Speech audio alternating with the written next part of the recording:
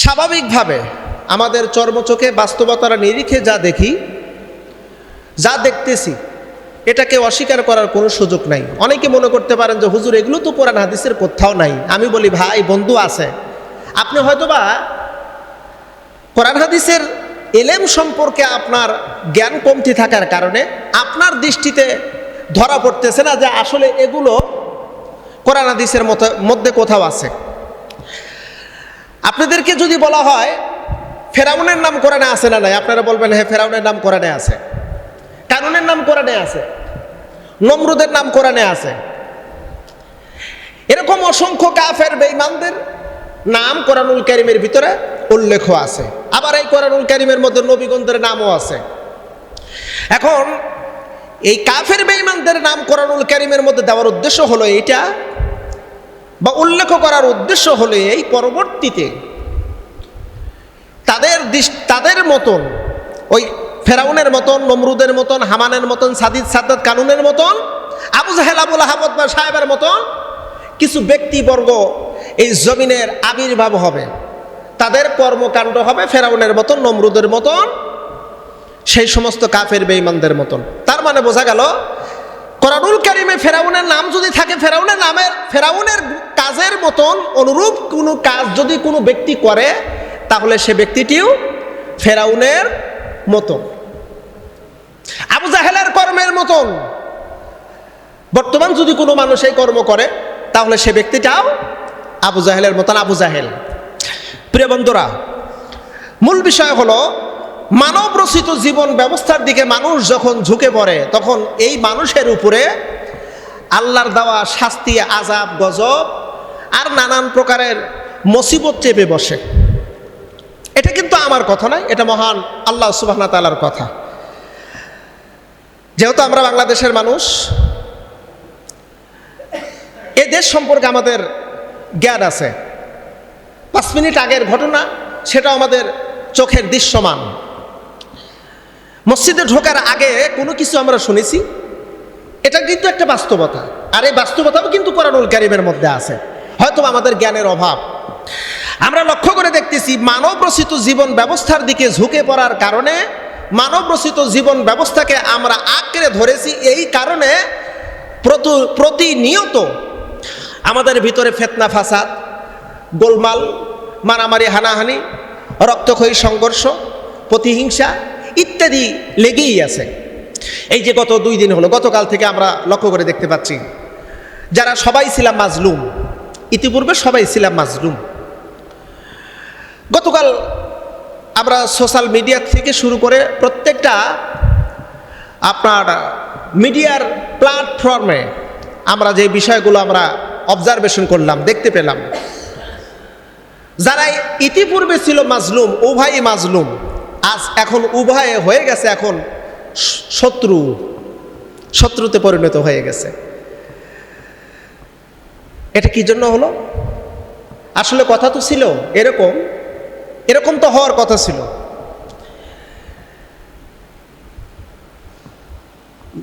যে বিষয় হোক, যে বিষয়ে সিদ্ধান্ত হোক, যে কর্মের ব্যাপারেই সিদ্ধান্ত করা হোক, যদি সেটা হয় ন্যায়, ইনসাফ, তাহলে কোনো দ্বিমত রাখা যাবে না, একসাথে এই কাজগুলো করতে হবে। কিন্তু এখানে দেখা যাচ্ছে ডিভাইজেশন। এই ডিভাইজেশনের মূল কারণ আমরা মহান আল্লাহ সুবহানাহু ওয়া তাআলার বিধানকে গ্রহণ করি নাই, গ্রহণ করার কোনো চিন্তা ফিকির আমাদের ভিতরে নাই। সামাজিক অবক্ষয়, দ্রব্যমূল্যের দাম ঊর্ধ্বগতি, আমাদের মনের অশান্তি, পারিবারিক অশান্তি, দেশের ভিতরে নানান প্রকারের গজব, এগুলো সব কিছু হলো একমাত্র আমাদের 2 হাতের উপার্জিত ফলাফল, এবং সেটা হলো কোরআনুল কারীমকে পৃথক করে দেওয়ার কারণে। আসুন আমরা এই কোরআনুল কারীম থেকে জানবো কিভাবে আমাদের জীবন ব্যবস্থাকে তৈরি করব, কিভাবে জীবন ব্যবস্থাটাকে আমরা তৈরি করব যাতে আমাদের জন্য কল্যাণ আছে, আমাদের জন্য মুক্তি আছে। মহান আল্লাহ রাব্বুল আলামিন কোরআনুল কারীমের ভিতর বিশ্ব নবীকে শিখায়া দিলেন, নবীজি আপনি এই দোয়াগুলো পড়তে থাকুন, যেই দোয়ার মধ্যে আপনার রব কল্যাণ দিয়েছে, বারাকা দিয়েছে।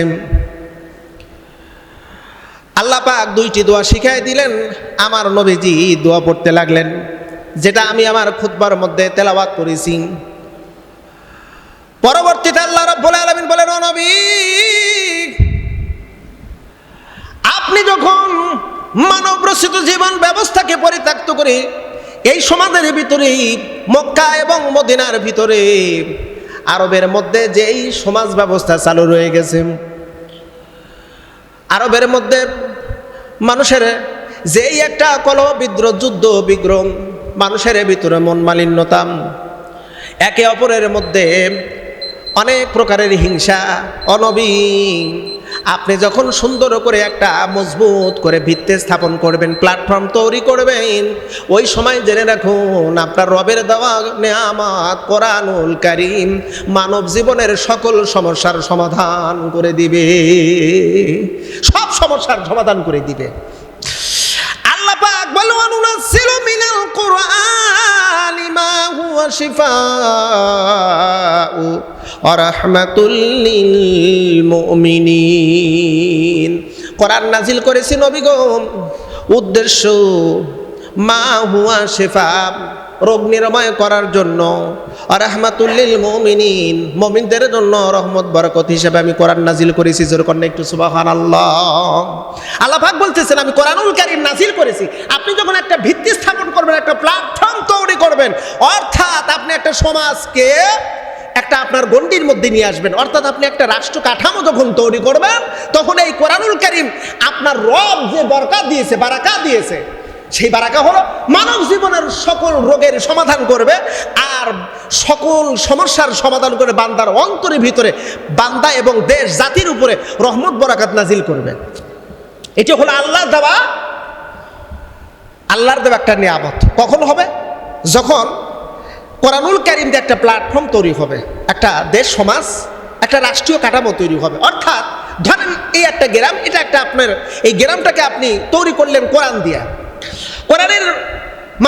কোরআনের মাধ্যমে যে শাসন ব্যবস্থা কার্যকর শুরু করলেন, কোরআনকে প্রতিষ্ঠিত করলেন। আল্লাহ পাক বললেন, এই সমাজের মানুষ, এই নগরের মানুষদের জন্য সকল রোগের সমাধান আমি দিয়ে দেব, আর এদের উপর আমার পক্ষ থেকে বরকত নাজিল করব, রহমত নাজিল করব। জোরে কর না একটু সুবহানাল্লাহ। ওয়ালাউ আন্না আহলাল কুরা আমানু ওয়াত্তাকাউ লাফাতাহনা আলাইহিম বারাকাতিম মিনাস সামাই ওয়াল আরদ। আল্লাহ পাক বলেন, বান্দা, আমি আল্লাহ ওই সমাজের ভিতরে, ওই মানুষের মধ্যে বরকত নাজিল করব, তাদের উপরে বরকত ঢেলে দেব, যদি তারা ঈমান আনে আর তাকওয়া অবলম্বন করে। ঈমান আর তাকওয়া যদি অবলম্বন হয়, ও বন্ধু, আল্লাহ পাকের পক্ষ থেকে বরকত নাজিল হয়। আমরা যে যতই কথা বলি না কেন, আল্লাহর বরকত ছাড়া কখনো কোনো মানুষ শান্তিতে থাকতে পারবে না। বরকত, বারাকা এমন একটা জিনিস যা চোখে দেখা যায় না কিন্তু অনুভব করা যায়।